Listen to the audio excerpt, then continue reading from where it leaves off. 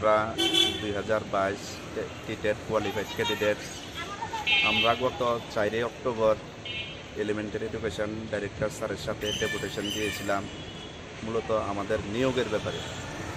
আমরা 2022 টেট 1 194 জন, টেট 2 165 জন, টোটাল 361 জনের মতো আমরা পাস করি। পিআরবিটির প্রসেসিং 7 এবং 8 আগস্ট 2023 আমাদের সমস্ত প্রসেসিং কমপ্লিট হয়ে গেছে, কিন্তু নিয়োগের ব্যাপারে এখনও আমরা কোনো কিছু ডেপুটেশন দেওয়ার পরও কোনো সদুত্তর পাইনি। আমরা বিভিন্ন দপ্তরের মন্ত্রীদের সাথে দেখা করেছি। দেখা করার পরে ওনারা আমাদেরকে বলেছেন এটা ওনাদের দপ্তর নয়, মুখ্যমন্ত্রী স্যারের সাথে দেখা করার জন্য। আমরা অনেকবার অ্যাপয়েন্টমেন্ট চেয়েছিলাম মুখ্যমন্ত্রী স্যারের সাথে দেখা করার জন্য, কিন্তু আমরা কোনো অনুমতি পাইনি। আমরা বাধ্য হয়ে আজকে আবার এলিমেন্টারি দপ্তরে এসেছিলাম, ডাইরেক্টর স্যারের সাথে দেখা করতে পারিনি। তাই আমাদের অনেকের বয়স 40+ হয়ে যাচ্ছে। অনেকে আমরা ব্যাংক থেকে লোন নিয়ে বিএড করেছি, কিন্তু ডিসেম্বর মাসের মধ্যে যদি নিয়োগের ব্যাপারে কোনো কিছু না ভাবা হয় আমাদের অনেকের বয়স চলে যাবে। তাই আমরা আজকে আবার এসেছি।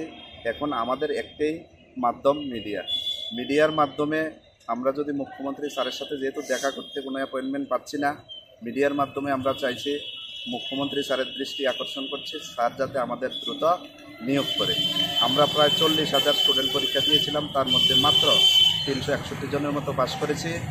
কিন্তু ত্রিপুরা রাজ্যের বিভিন্ন স্কুলগুলি শিক্ষক স্বল্পতায় ভুগছে, তার তুলনায় খুব কম সংখ্যক পাসের হার খুবই কম সংখ্যক।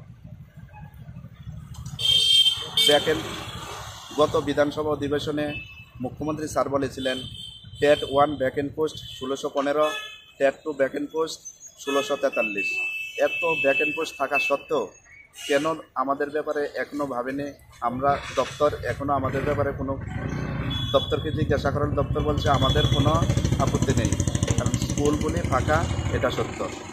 গভর্নমেন্ট যদি কোনো সিদ্ধান্ত গ্রহণ করে আমরা পোস্টগুলো পূরণ করতে চেষ্টা করব।